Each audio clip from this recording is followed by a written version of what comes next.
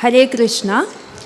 ഭഗവാന്റെ അനുവാദത്തോടു കൂടി, രാധാറാണിയുടെ അനുവാദത്തോടു കൂടി ഞാൻ എൻ്റെ ചെറിയൊരു പ്രഭാഷണം ആരംഭിക്കുകയാണ്. ഈ ഒരു സ്റ്റേജിൽ, അതായത് വളരെ മഹത്തായ വ്യക്തികളൊക്കെ, അതായത് നൃത്തമായാലും സംഗീതമായാലും എന്തെങ്കിലും ഒക്കെ പ്രോഗ്രാംസ് ആയിട്ട് നടത്തുന്ന ഈ സ്റ്റേജിൽ എനിക്കിങ്ങനെ ഒരു അവസരം തന്നതിന് ഞാൻ ഗുരുവായൂരപ്പനോട് നന്ദി പറയുന്നു, രാധാറാണിയോട് നന്ദി പറയുന്നു. അപ്പോൾ ഞാൻ ഇവിടുത്തെ ഈ ഗുരുവായൂർ പ്രഭാഷണം ചെയ്യുന്നതിനെ പറ്റിയിട്ട് എന്ത് ടോപ്പിക്, അതായത് ഭഗവത്ഗീതയെ കുറിച്ചുള്ള 2 ചാപ്റ്റേഴ്സ് പറയാമെന്ന് വിചാരിച്ചപ്പോൾ ഭഗവത്ഗീത മാത്രം പറഞ്ഞാൽ മതിയോ? രാധാറാണിയെ പറ്റി ഞാൻ എൻ്റെ നാട്ടിൽ തന്നെ ഒരു അമ്പലത്തിൽ, ഒരു ദേവീക്ഷേത്രത്തിൽ നവരാത്രിയായിട്ടനുബന്ധിച്ച് രാധാറാണിയെ കുറിച്ചിട്ടൊരു പ്രഭാഷണം നടത്തിയിട്ടുണ്ടായിരുന്നു. അപ്പോൾ അത് ഞാൻ ശരിക്കും ഗുരുവായൂർ പറയാൻ വെച്ചിരുന്ന ഒരു ടോപ്പിക്കായിരുന്നു. അപ്പോൾ ഞാൻ എൻ്റെ വീടിനടുത്ത് തന്നെ ഒരു ഭഗവാന്റെ കൃഷ്ണൻ്റെ ക്ഷേത്രമുണ്ട്.